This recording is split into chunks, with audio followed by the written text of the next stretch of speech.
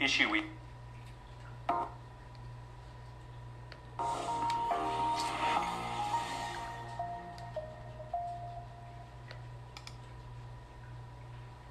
So here's a little issue we have in America today. There are currently about 250,000 people a year who are dying in our hospitals due to preventable deaths. And I'm not talking about negligence. I'm talking about little accidents, right? I'm talking about the doctor in the morning not properly briefing the doctor for the evening. I'm talking about things that we can't sue anybody. There's nothing that we can see that's wrong. But there's 250,000 preventable deaths every year. That's about 20 747s going down every single week. That's what's the equivalent to. And the confusing thing is that we have the best doctors in the world. We have the most advanced technology in the world. Some of the medical equipment we have is the best in the world. The medicines we have are the best in the world. So you start asking yourselves, why are these things happening? And the reason is not because of any of those things. The reasons are actually something vastly more simple. It's something very, very human. 5% of hospital administrators are doctors. Most of them are number crunchers.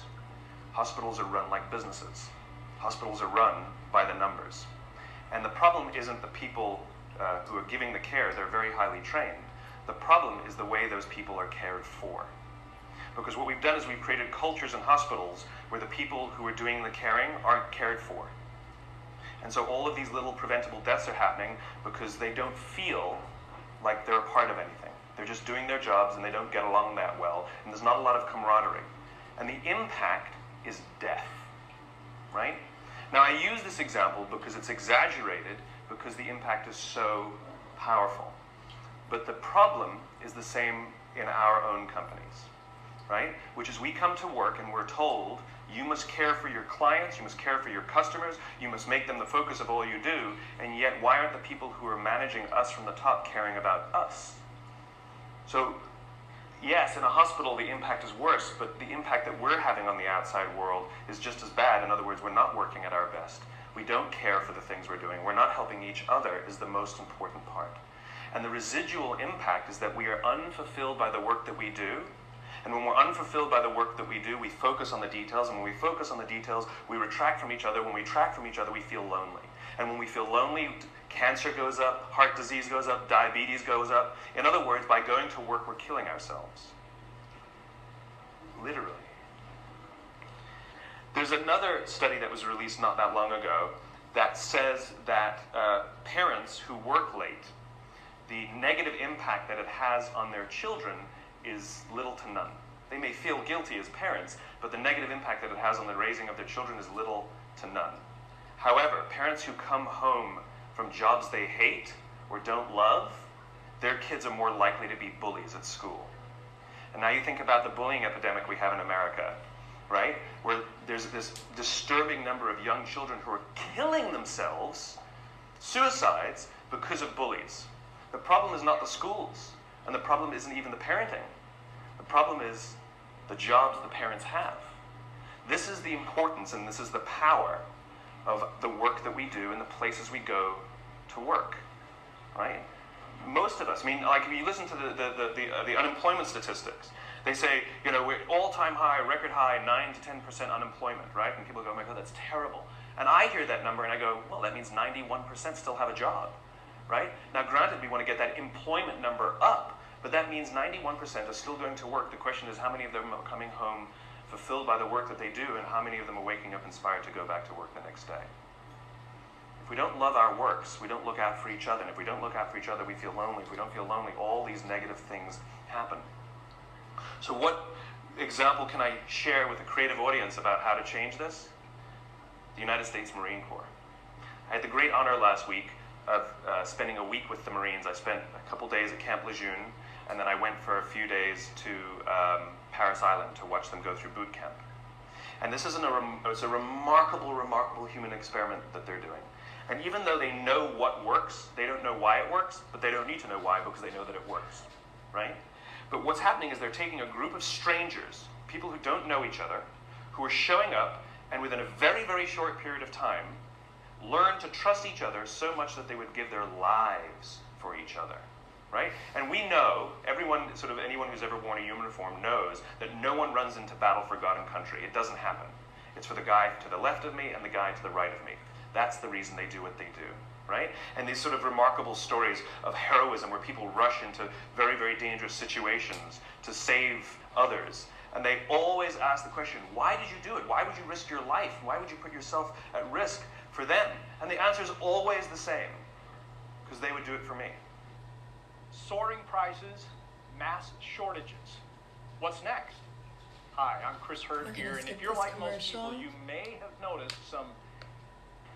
In other words, what gives them the confidence to put themselves at great risk is the knowledge that someone would do the same for them. We would put ourselves at great risk for our companies if we knew that our companies would put themselves at great risk for us.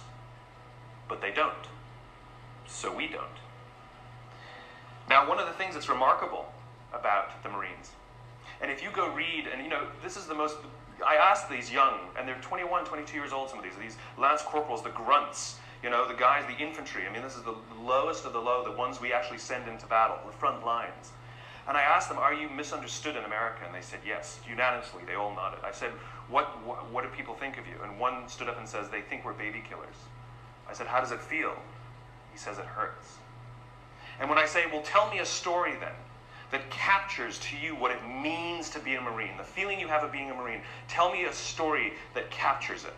And I expected to hear stories of, I took a hit and somebody saved me, or I ran into a firefight and pulled somebody. I expected these stories of heroism. Not a single story like that came out. Now, I'm sure those stories exist, but those aren't the stories they told me that capture what it means to be a Marine. One of the stories they told me was a young boy in Afghanistan who would come around every morning and sell kebabs to the Marines. And then one day he showed up and he was all beaten up. And he didn't go to his parents for help, and he didn't go to his friends to help. He came to the Marines for help because he trusted them more than anyone else. They told me a story that captured how they feel of a village that had been overrun by the Taliban, and the residents of the village couldn't go home because they would be killed by the Taliban, and so they were just living by the river. The problem was winter was coming. And one of the elders came to the Marines, knocked on the door, and said, I need you to come down to the river and kill us. And the Marine said, what are you talking about? He says, if we go back home, we'll be killed by the Taliban, and if we stay out there, we're going to die slow deaths this winter. It's easier if you just come and kill us, please. The Marines overran the Taliban village, pushed the Taliban out. A year later, they went back to this village and people were playing volleyball. These were the stories they told me that capture what it means to be a Marine. They believe in doing good for others, and the fulfillment they get when they put themselves at risk so that others may prevail is overwhelming. This is not unique to the Marine Corps. This is all human beings. The feeling of fulfillment comes from doing something for another. The feeling from fulfillment comes from the exertion of time and energy for someone else. If you are walking to work and you throw a few pennies in a cup, and you come to work and you say to your friends, hey guys, I gave $1 to somebody homeless this morning. What are your friends going to say? Yeah, good, right? I gave $20 to somebody homeless. They'd be like, good for you, right?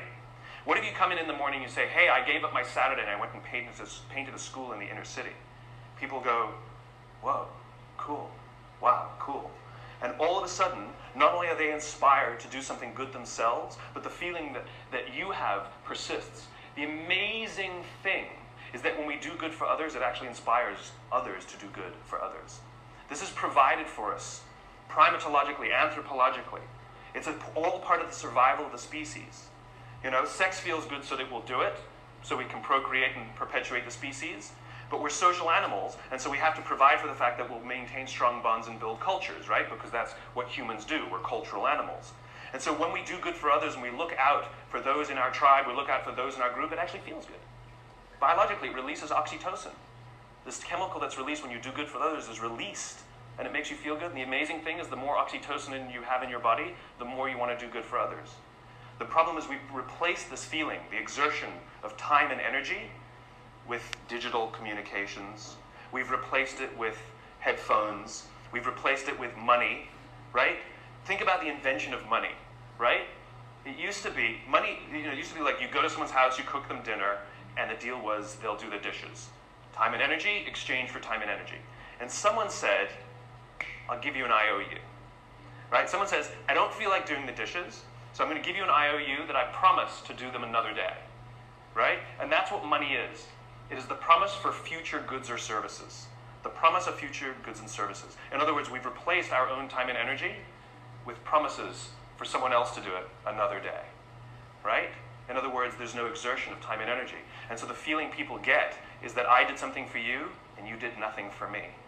You replaced it with a piece of paper, with an IOU, with a promise for future goods and services. The way we find fulfillment is by doing good for others. So how do the Marines do it? How do you get people to do good for others? We all know this. Intellectually, we know that it's good to do good for others, but why don't we do it then? Why don't we do it? And what the Marines learned is something that I completely did not expect. They can't just yell at these guys to help each other. That's not what happens. There's a few things that they have to do first. So we all have heard of the obstacle course, right? The Marines have a thing called the obstacle course. And this is where they build anaerobic strength and aerobic strength, muscle strength, and it's timed and all of this good stuff. They have another course called the confidence course. Soaring prices, mass shortages. What's next? Commercial. Let's see Hi, if I'm we Chris can Hurd here, and skip it. And Okay. it's never timed. And most of the obstacles on this course cannot be completed by yourself. They must be completed in teams. You have no choice. That's just how it's designed. And what they say is the first 2 weeks of boot camp, everybody's there to outdo each other and prove that they're strong. Just kind of like when we start in a job, we want to show how great we are, we'll work a little harder, we'll do good work, look how good my design is, right? It's all about us and how good we are, right? But they keep putting them in situations where they can't do things by themselves. And what starts to happen very slowly, they said after about 2 weeks, they start cheering for each other. Now they get in trouble when they do, but they start cheering for each other. And then before too long, you see them organically start helping each other. And what happens is if there's one person who's weak and refuses to help the others, or even if there's one person who's strong, who's, I was the star college athlete, and they get to the end of every obstacle and they just stand there and wait for everybody to finish and they don't help each other, what starts to happen is organically the group starts to ostracize that person. Organically, they get ostracized until they learn that the only way that they will get through this thing, the only way they will survive boot camp, is if they ask for help because they have no option. The problem is, no one will help them until they're willing to help another. It's the deal we have to make. It's called vulnerability and risk. We have to take the risk to make ourselves vulnerable. Yes, you might do something for someone else and they may not do something back for you. That's the risk you run. That's the risk you run. It's not about giving everything to them and sort of huge, big, overwhelming risk. It's about little things and little things. It's like going on a date, right? It's like if I went on a date with somebody, I came home and I said, after one date I said, I'm marrying her. People are like, what are you, nuts? I'll be like, I'm in love. They're like, but this is crazy. I'm like, oh, I know, I'm in love, She feels the same way. We both know it's nuts, right? Now you know that you're going to be like, go on a couple more dates, right? We know instinctively that the strong bond that needs to be created first takes more than a week, right? We know that, right? But if I've been dating somebody for 7 years and we haven't, married, you'd be like, dude, what is wrong, right? In other words, we know that it takes more than 7 days and we know that it takes less than 7 years. The problem is, we don't know how long it takes. Somewhere in the middle. All human bonds are the same. I'm Megan. I'm Megan. Like when you show up at work, when you show up for the first time, when you're new, don't expect that people will look out for you, and they won't expect you to look out for them in 7 days. It won't happen. But if you've been working at a job for a few years, and you don't have the absolute confidence that if you turn your back, you will not get stabbed, you can rely on somebody, you can give them something, nothing will go wrong, you will share the credit, no one will throw you under the bus. If you don't have that in a few years, something's wrong. Something's wrong. I don't know how long it takes, but I know that's more than a week, and I know it's less than 7 years. And the Marines fundamentally understand that before anyone is willing to put themselves out for another, they have to have self-confidence. Real self-confidence. You have to be confident in yourself and your own ability before you're willing to help another. If you're insecure at all about your own ability, it's sort of a paradox, right? How can I overcome my confidence? my self-confidence. And we all have ego issues at all times, we all do, right? But if I'm not confident in myself, I won't help another. It's a paradox, because then we need someone to look out for us before we're willing to help our peers, right? This is what management is supposed to do. The drill instructors, the school, they're there, our parents, they're there for one reason and one reason only, to help us feel strong and good about ourselves. But look at the way we talk to each other. Look, a budget's been cut. And so what do you get told? I need you guys to do more with less. Right? That's what we're told. Hey guys, I need you guys to do more with less. That's what we're told by our clients, by our bosses, by our parents. This is what we're told, right? That's like your parents telling you when you're young, I know you're stupid, figure it out. Right? You're not as smart as the other kids. What do you want me to do? Right? It's the exact same thing. I need you to do more with less. Right? What we need to be telling people is, I need you to do more with what you have. Right? You have capacity, you have strength, you have talent, you have ability. I need you to do more with what you have. We don't celebrate what we've got. We criticize for what we don't have. This is the responsibility of management, to take us under their wing and help us understand our own value to ourselves. Close your eyes and think back to high school. And think of that one teacher who took you under their wing and cared for you and looked after you and helped you realize that you are capable of more than you thought you were. And you probably are the person you are today in some part because of that person. Right? Do you have that name? What's the name? Tell me the name. Tell me the name of the teacher. Okay, give me the name. Okay, I can point to anybody and you can tell me that name. Now tell me the names of all the other teachers you had that day. Can't remember them, can you? This is the power of those who teach us confidence. We will literally carry their names around with us for the rest of our lives. Wouldn't you want to be that person? Wouldn't you want to be the person that 20 years from now, 30 years from now, 40 years from now, I can do this exercise with somebody and they will tell me your name? This is the power of helping others realize their own strengths. This is what management and leadership is supposed to be doing. They're supposed to be caring for us and helping us realize our own value. And by the way, if you have anybody who reports to you or works for you, your responsibility is not to make them meet the deadline. Your responsibility is not to make sure that they do as you say. Your responsibility is to make sure that they understand their own strengths, their own value, and that they are way, way more talented than they think they are. And the only way they will learn that is if you put them in situations in which they can fail. And you hold them and you support them and you give them talent and you give them skills and you give them education and you watch their backs, and if they fall over, you encourage them to get back up, and if they fall over, you encourage them to get back up, and if they fall over, you encourage them to get back up until they figure it out themselves.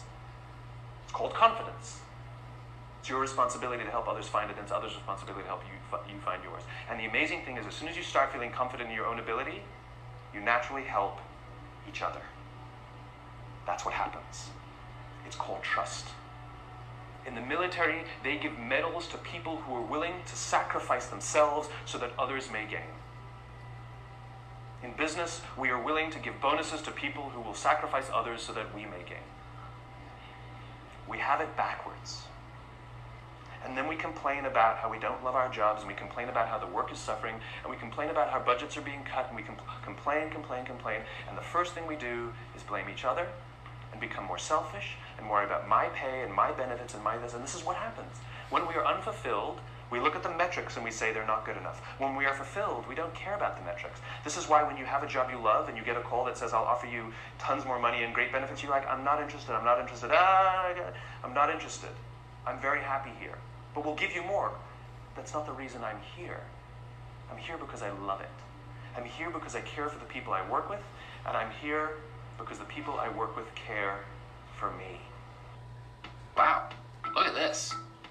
94% of people believe company culture is important to an organization's success. This is the world I imagine. This is the world I imagine. And here's the great thing.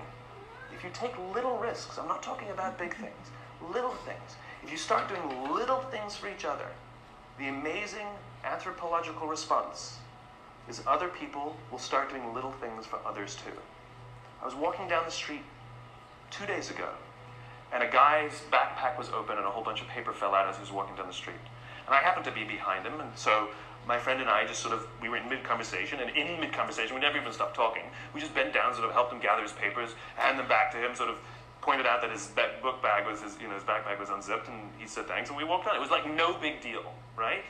We get to the end of the street, and we stand we're waiting to cross the street. We're still talking, we haven't stopped talking. And the guy in front of us turns to us and says, I saw you help that guy. That was really cool. But here's what's great about that. The guy will go do something for someone else simply because he saw us bend down and pick up paper for someone else. He will actually go do something for someone else because of it. Right? He won't give to charity because he sees me put $1 in a cup. But he will actually help someone because he saw someone also help someone. Little things. Hold a door open for someone. Say thank you to the person who holds the door open for you. Smile to the barista. Little things. Put your foot in the subway when the door is closing so someone who's running will make it. Hit the open at the elevator. Don't go...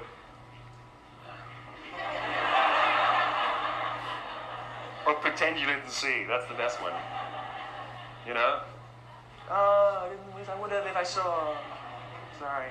Right? Do it. A little time and a little energy.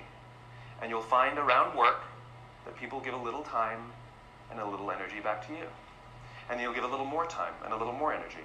You go for a coffee with someone. Then you go for a 2-hour coffee.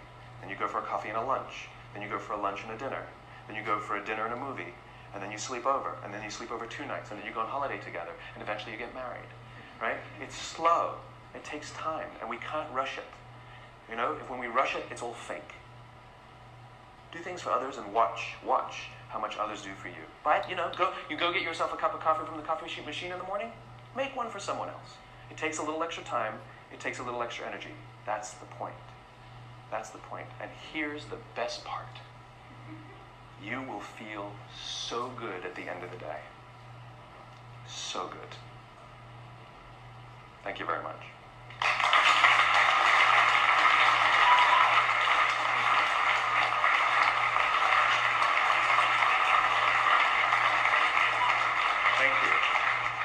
Great question.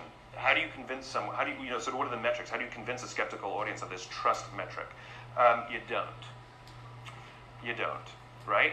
You can't twist anybody's arm to do something that they don't want to do. And, the law of diffusion, which I obey, as much as I can, which is you don't need the majority. You need those people who believe what you believe. In other words, when you do some nice things for people, they may not do something nice back because they may be, we live in a world in which you do something for somebody, they think you want something from them, right? That's unfortunately the society we've created. But that's the risk that we keep taking. And I'm not saying you should keep doing it for somebody who keeps doing nothing and keeps sort of, crapping on you because of it. Then at some point you have to be like, all right, my bad, right? And you back up. I don't believe in helping everyone. I do not believe in it, right? This is not, let's do good for everyone on the planet. That's not what I'm talking about. Mother Teresa, who's the poster child for giving selflessly to all who need, at the end of her life started questioning the existence of God and, by the way, hated her life. Serious, okay? In other words, giving to others unabashedly is actually self-destructive. It doesn't help, right? And it's just like going on dates with people you don't like doesn't mean you'll eventually click and match, right? There's only one machine that I found that really accurately measures trust better than any other sort of metric. It's called the human being. It's really good at it, right? And so those feelings you get, trust them in one way or the other. It's the little risks. It's the butterflies. It's the unsure. It's the backwards and forwards. It's the dance. It's dating. It's the dance. It's the nerves. It's that. So if there are cynical bastards at your office who don't get it, ignore them. Don't worry about it, because eventually you'll get enough, and those people will either come along or leave, or be pushed out. Ostracized. Remember, when the group starts helping each other, they ostracize the ones who refuse to help, whether they're strong or whether they're weak. They get ostracized until they learn that they cannot survive without the help of others, and they learn that the only way others will help them is if they if they help the others, right? The order matters. The order matters. I just thought of something that sort of is pervasive in our sort of, digital world. The order matters. Sort of speak honestly about what you want, right? If you are don't do things for people when you want something from them. Just ask them what you want from them. And I'll give you one little example. It's a funny little example. We've all received emails that go like this. Dear Simon, well, you wouldn't get an email for Dear Simon, but I would. Dear, insert your name, right? Dear Simon, haven't seen you in years. Hope you're well. Congratulations on all you've been doing. It's really amazing. We should get coffee sometime. If you could do me a favor, if you could vote for me on this website, I'm hoping to win, some $1,000 prize for my design, blah, blah, blah. Hope you're well, talk to you soon. Kenny, right? We've all received an email like that. And how do we respond to it? Right? Now, what happens if you get the same email that goes like this?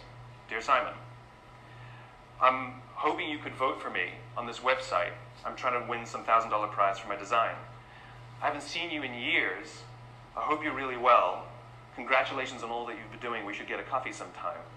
Thanks, Kenny. Totally different. In other words, when we know why you're emailing and it comes first, it has a remarkable impact. We know that all those pleasantries are just buttering us up to get to what they want, right? But if you come right out with what you want, we're actually very grateful for the pleasantries, right? It's the same thing in human interaction. Don't give someone a cup of coffee if you need a favor back. Just ask them for the favor. It builds trust. I can't trust you every time you do something nice for me. I think you want something from me. I won't trust you. And this is what companies do to us, right? Well, we did this for you. Why won't you do this for us? That's not how it works. Generosity, bending down to pick up the papers, holding the door open for someone, is expecting nothing in return. Ever. You do not give.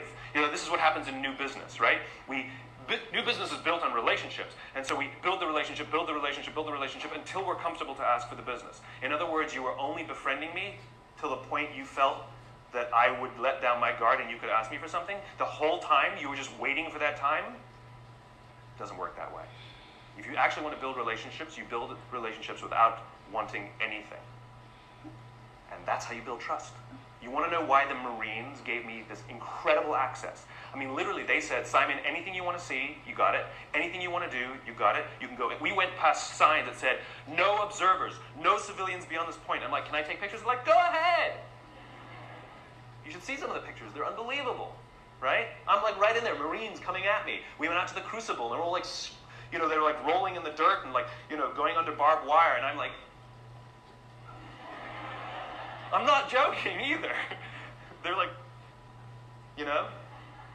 unprecedented access that journalists would be jealous of. Do you know why they gave it to me? Because in all the time that I've been visiting with Marines and having meetings with them, I've never asked for anything. I don't want anything, and I don't have anything to sell. I just keep showing up and say, what do you need? How can I help? And at some point they said, when I called them and said, I need a little favor, because they know I haven't been waiting for the favor. It's the time now that I have a little favor. They go, absolutely, whatever you need. It's called human relationships. Companies don't do business with companies. People do business with people. Your company didn't win IBM as a client. Somebody who likes somebody said, we'll hire you. And if they didn't like you, they're just, they're playing roulette. Well, we're betting that, this will work out. Those are the weak relationships. Yes? How do you deal with the boss who's a jerk or he's not getting it? The more we give, the more it inspires others to give. But the more selfish we are, the more others become selfish around us. And so those are organizations in which selfish behavior prevails. And so we see the residual effect, which is they make decisions that ultimately screw us. They destroy our economy because of their selfish behavior, right? We know this is what happens. Same in politics, right? And the answer is, don't worry about it. I know it sounds silly. And your first question is, do I talk about these things to them? I will talk to anyone who will listen. But I don't talk to people who don't want to listen. The good news is there are some good eggs. And there are some of them who've had conversions, where they were the bastards who believe in firing people and screwing people to advance their careers, and something happens. I just met a guy recently who was a very senior executive at a very, very large company, and something happened, and he got hit in the head or something, And he realized, holy cow, I have to look after people, right? And they become obsessed with it. And they start sticking their necks out. And we just need those champions scattered around. And this is what I do. The more I spread this message, the more it's kind of like, you know, in the cartoons, sort of the whole of justice, you know, the message goes out and they all sort of like, you know, wherever they are, like, you know, they poke their heads up. It's that kind of thing. The more we talk about it, the more we put it in our work, you know, because don't forget, you're going to help someone who goes home feeling good and their husband or their wife works in the bank. And they're going to talk how much about they love to, and that might inspire that person. You know, it has all of these residual impacts that we don't really know. This is the funny thing about the internet, which is we're so proud of the internet that we can measure everything. No, you can't. You can only measure one layer, right? So, for example, you say, Simon, what's the impact you're having? I don't know is the answer, right? I know I know that it'll take more than a week and it'll take 7 years, but I don't know when it's going to happen and I don't know how it's going to get there, right? All I can do is do it. Right? But I have no clue how or when. And so, for example, I can measure book sales and I can measure how many hits and I can measure how many people have watched the TED Talk and all of this. But I can't measure, you know, that TED Talk being shown to a room of 50 people and one of those 50 people doesn't buy a book, doesn't watch a TED Talk, doesn't do anything, but goes out and does something good for somebody else. I have no way of measuring that. And so we're so proud of the internet and its ability to measure everything, but we're measuring one layer where we used to measure no layers. It's like, you know, this is how people work. It's gossamer, you know? It's networked. And so the answer is don't worry about them. Don't worry about them. Worry about the people who you can care for, who you can give to, and when we reach a critical mass in society, it will tip, right? And if you don't believe me, the reason it is the way it is now is because it tipped the wrong way. There was no such thing as massive layoffs as business strategy prior to in the 1980s. It just wasn't done. It was done here and there, but it wasn't strategy.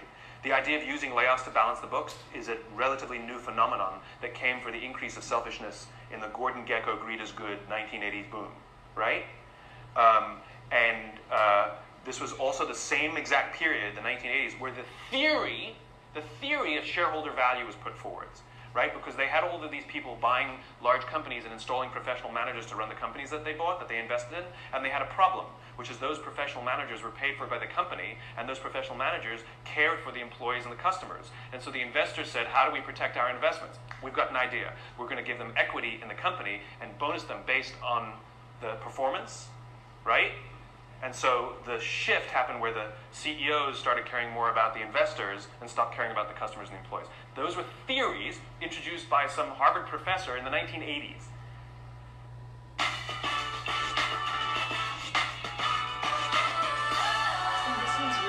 These commercials. Let me see. We can push it back the other way, right?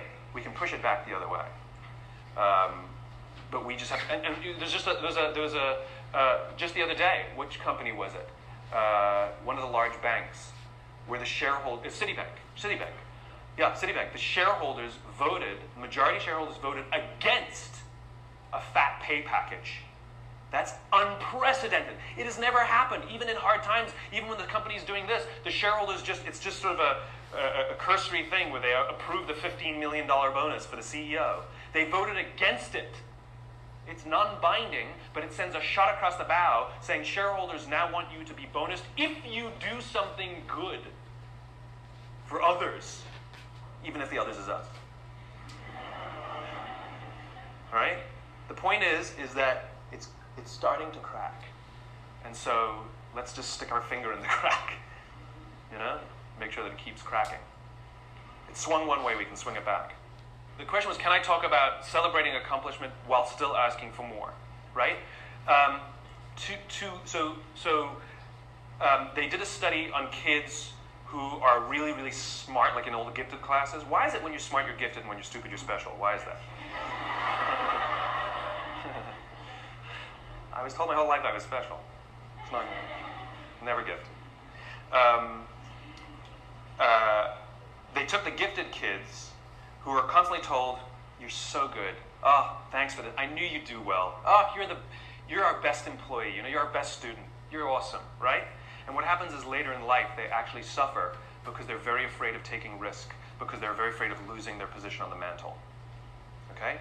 Kids who are sort of more average, who constantly are rewarded not for their accomplishment but for their effort. Great effort. Really proud of the improvement you made.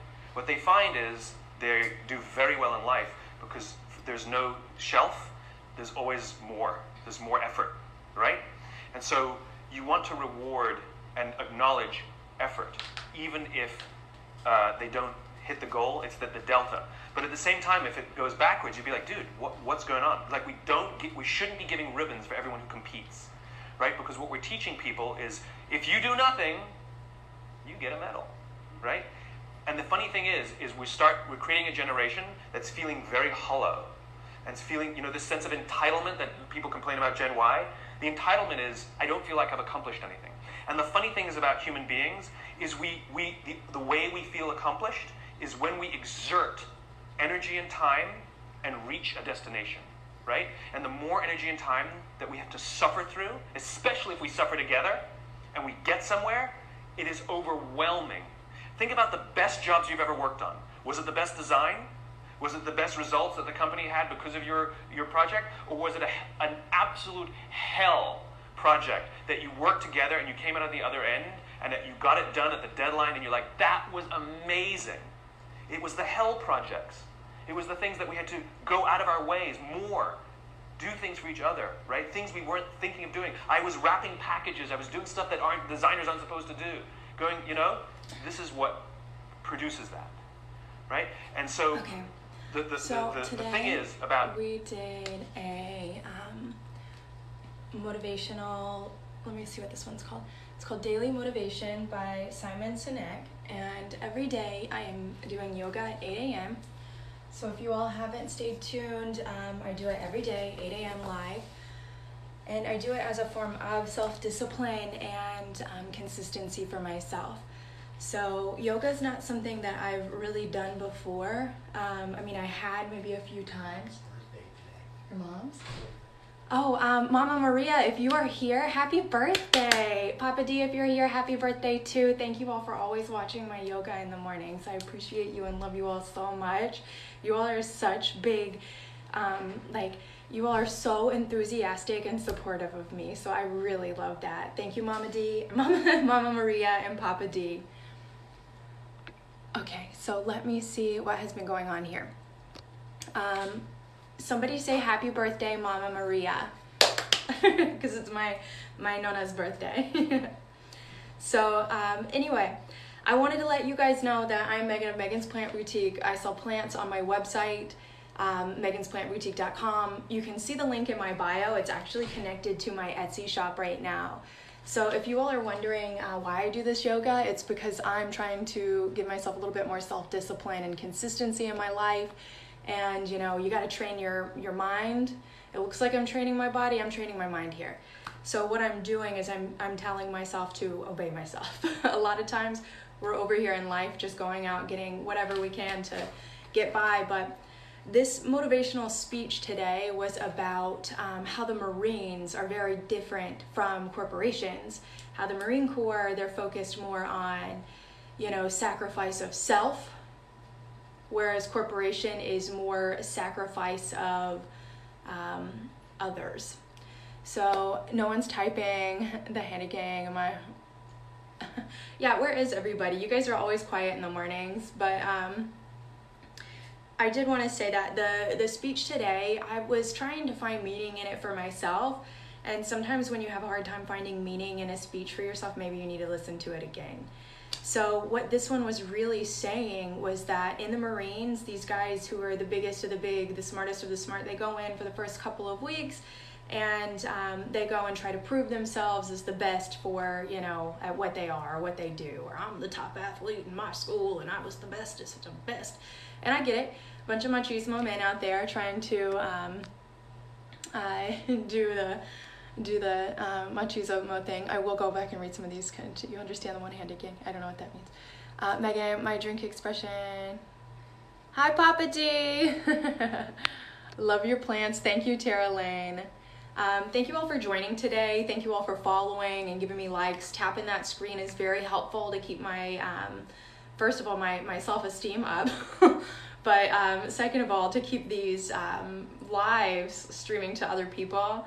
If you guys have noticed my kitty cage of plants back here, a lot of these are in my shop. I'm still working on posting more. The link is in my bio. And I'm having a 20% off sale. So if you're into plants or know somebody who is, I'm Megan's Plant Boutique. And you can definitely pick up some cool things at a deal today. A steal of a deal. I never give 20% off. Like, 20% off me? That's what I'm doing right now, though. You are so beautiful. Thank you. I appreciate it. Go check out my website, megansplantboutique.com. I'm a planty person. This one is a berry illusion syngonium. I just shipped one of these out and someone gave me a 5-star review on this. So I posted that on my Instagram because I was tickled to death about it. And I really love when I'm making a difference. So back to this motivational speech that we were doing. So I was saying I really love when I make a difference. When you help others, and that's what this Marine Corps thing, they were getting to it, I was getting to it, 2 weeks. Okay, so for the first 2 weeks, the Marines are sitting here trying to be machismo and show off who can do better. But after that, the Marine Corps coaches, I don't know what you call those people, sergeants or whatnot, excuse me for my lack of vernacular. But anyway, I wanted to say that they set these Marines up to fail so that they have to cooperate. If they don't cooperate, they won't succeed. So then you've got the biggest machismos out there not playing as a team player, and everybody just kind of ostracizes that person because the rest of the Marines are working together and they're starting to even cheer each other on even though they get in trouble for it. That's what, Simon Sinek was saying. And I thought that was really cool because it showed that they got outside of themselves and wanted to help each other succeed because they knew they couldn't do it alone. And they were saying, Simon said he had interviewed the Marines to say, like, what was the thing that made you feel good, like a Marine? What is it? And one guy had said that, the Taliban had pinned down this city, a town, and the townspeople had to go camp out by a river because the Taliban said they were going to kill these people if they came back to their town. And it was so cold that the people were going to die by the river if they did not return home. So these native people came to the Marines and said, hey, I need you to come kill us because if you don't, the Taliban will, and they'll do it more cruelly, or will freeze to death by the river. The Marines were so upset they went into that town and they took care of the Taliban, which I find so heartwarming because they did it to save people. And they didn't do it because it was a directive. They did it because they saw people hurting, and that's what made them feel like Marines. And that's what's wonderful, because the Marine Corps taught those people how to care about others, where corporations in America have taught you how to sacrifice others.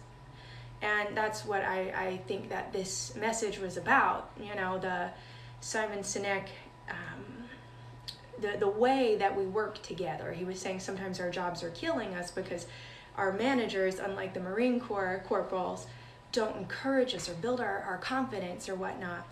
So confidence and helping spread confidence to others is really what I held on to this, latched onto in this speech. I may have to listen to it again to get more out of it.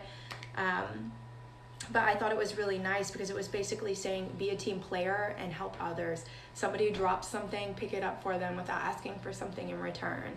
If you need a favor done for you, say, hey, can I have this favor done first before saying, oh, by the way, it has been a while since I've seen you, and it has been a while since we've talked and connected.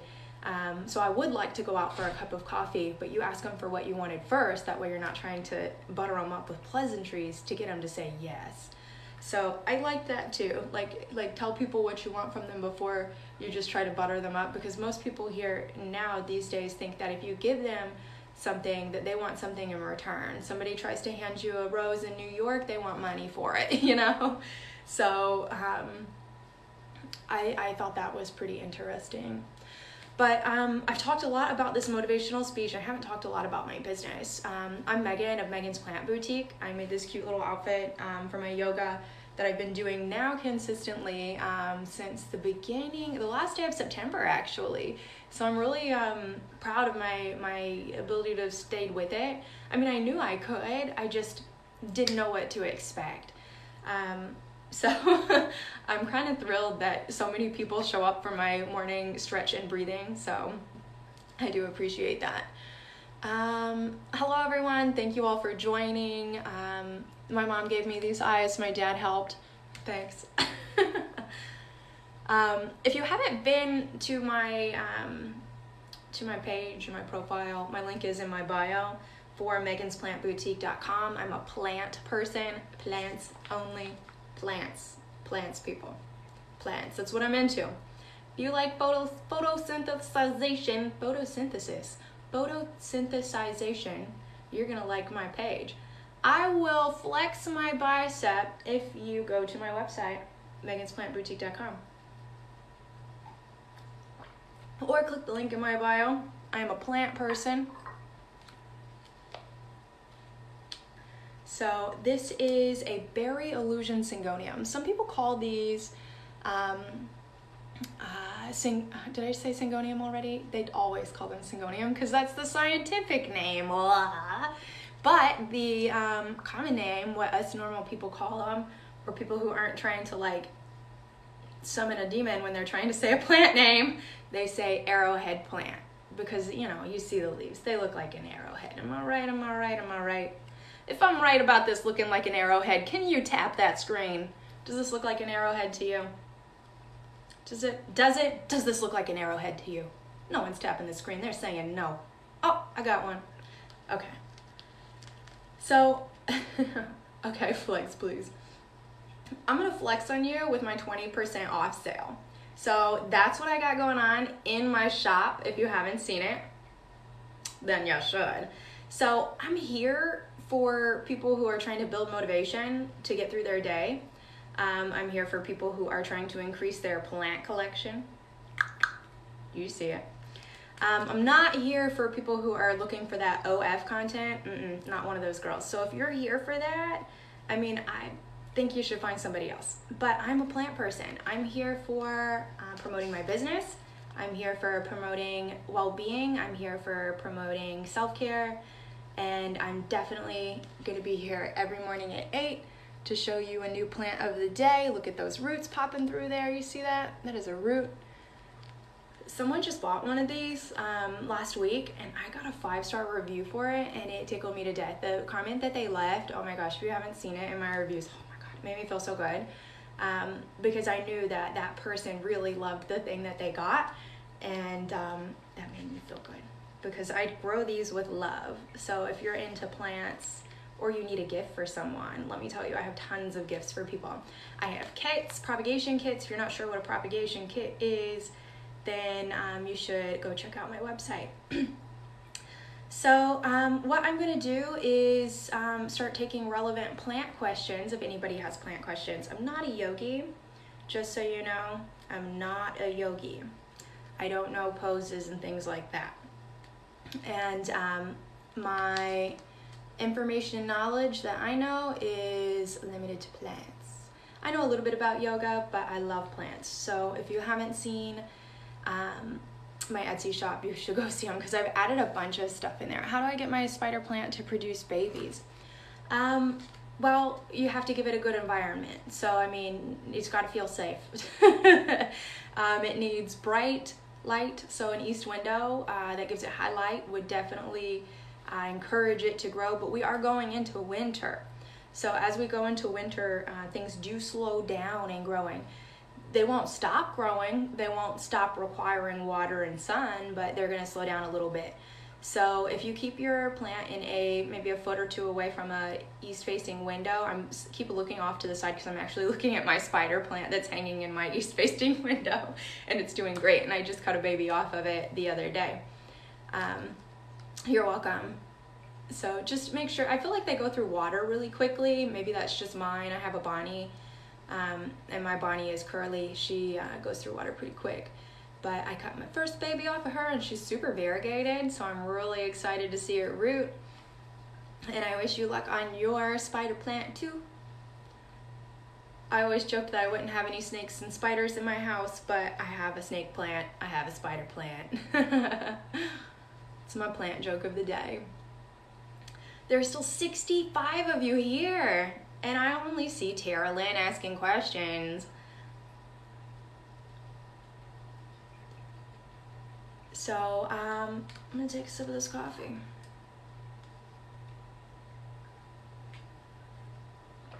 Tara Lynn, look at all these lurkers in here just watching our conversation.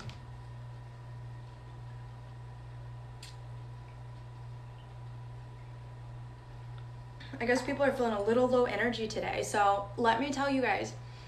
Oh, here's Edward. I live in Florida. Why are my oranges starting to split and fall off the tree? Okay, so inconsistent watering. That's what happens. The splitting happens. I like your face, thanks. So your oranges are splitting because now they got more water than they got at some point during their growth phase. So that led the insides to become nice and juicy, which cracked the outsides.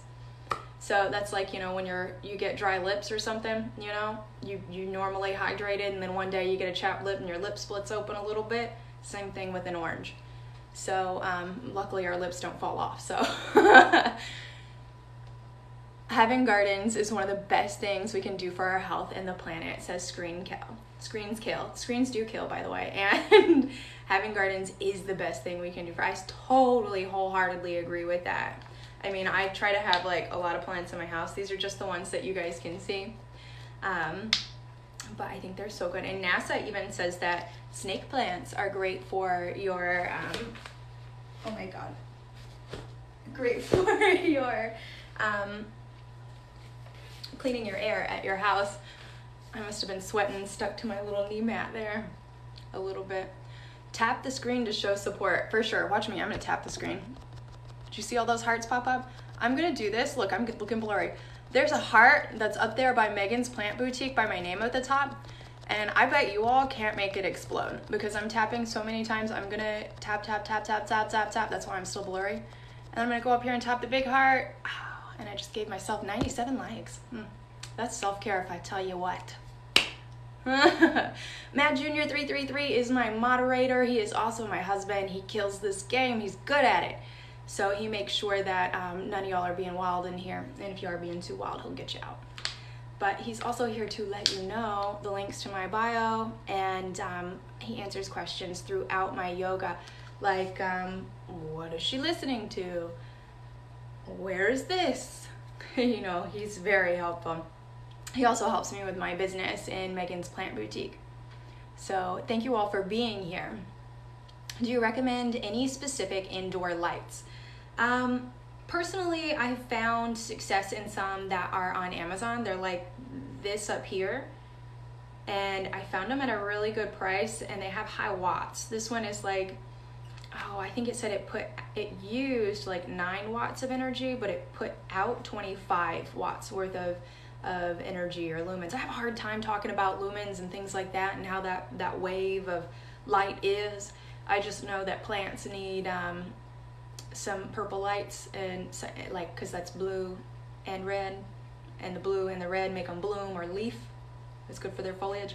So personally, I like lights that have different diodes of different colors because they do help the plant like get more green or have better variegation. So if you're looking for variegations and things like that, get you some purple lights. I do like purple lights. I actually have some coming in on the 25th. They're almost identical to this, but purple. So I'm going to be taking that and putting another purple one back there. And then I'm going to put this one with a purple one beside it. And then I'm going to go down on this layer and put a white and a purple one here. And I'm going to come back and do some more in this room too. One day I'll take you all on a plant tour. You're lucky to have each other. Happy for you both. Thank you so much. He is the other half of my heart here. He does so much for me.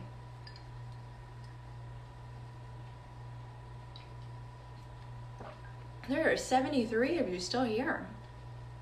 I'm just trying to sip my morning coffee and finish my morning thing. I usually do this for about half an hour, yoga for half an hour at 8 o'clock. And then I come back to you guys and talk to you about what's going on in my business and what happened with the motivational speech that we listened to. The motivational speech thing is new. I've been working on that for like the past 4, maybe 5 days. We've listened to Will Smith, Steve Harvey. We've listened to a couple other things. I try to post these links on my Facebook. If you guys are looking for a link page, megansplantboutique.com is all my links of everything I do and everywhere I am.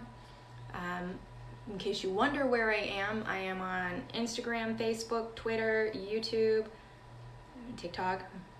And I think that's where I am right now. Yeah. I haven't made a Tumblr, and I need to work on my Pinterest. So that's where I am right now. My sales mostly take place on Etsy, and then they take place on plantsplease.com, this awesome website where you can filter by watering and sun needs. Plantsplease.com is one place I sell. Etsy is the other place, and the link to my Etsy shop is in my bio. So if you're looking for a gift for your mom, dad, sister, brother, co-worker, you can definitely find something in my shop. If you're worried about shipping plants in this weather, go check out my plant mail in the refrigerator, because I put plant mail in the fridge for 4 days at 36 degrees, and you can see how that turned out. It actually turned out well. So don't you be worried about sending your friends plants. As long as it's above 40 degrees, you'll be fine. I pack with so much crinkle paper. So now it is about 9 o'clock, and I have to go get on with my day. I have some plant chores to do. So tune in with me tomorrow at 8 a.m. I will be doing more yoga, and check you later.